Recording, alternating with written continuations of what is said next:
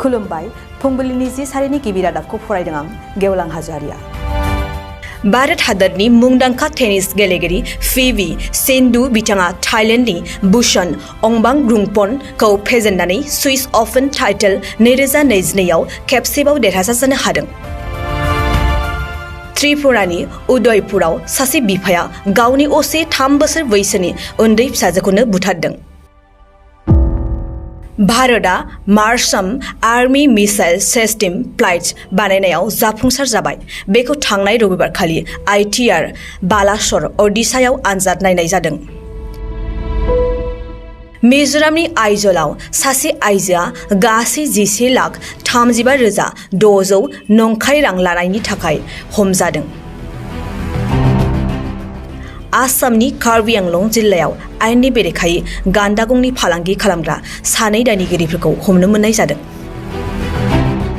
अन्ध्र प्रदेशनि चित्तर जिल्लायाव गंसे खारबाय थानाय बासआ गिख्रंथावै मोनसे हाखराव गलांनानै 8 सुबुंनि जिउ खहा आरो 46 सुबुंफोरा गोब्राबैनो जखम जाना दं। BCCIआ थांनाय 2020 मायथाइनि टकिअ अलिम्पिकआव भारतनिफ्राय देरहासार जाबोनाय बिथांमोनखौ बरायदों। बेनि गेजेराव आसामनिफ्रायबो देरहासारनाय लाभलिना बरग'हाइन बिथाङाबो बरायजादों।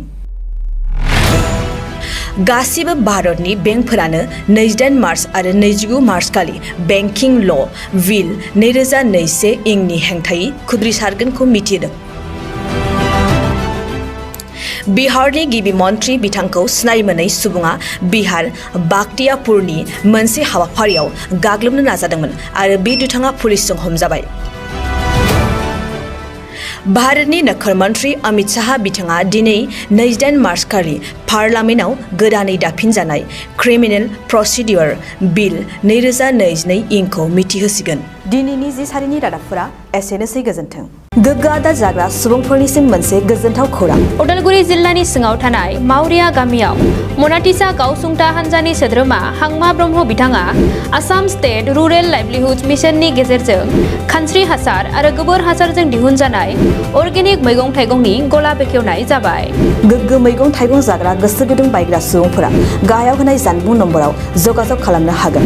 जानबुं नम्बरा जाबाय 8011748256। जानबुं नं 8011748256। गोजोनथाव खौरां। आसामाव थानाय बयनिख्रुइबो साबसिन सोलोंथाइ होग्रा मिरुफोरनि गेजेराव टेक बुस्टाराबो गंसे।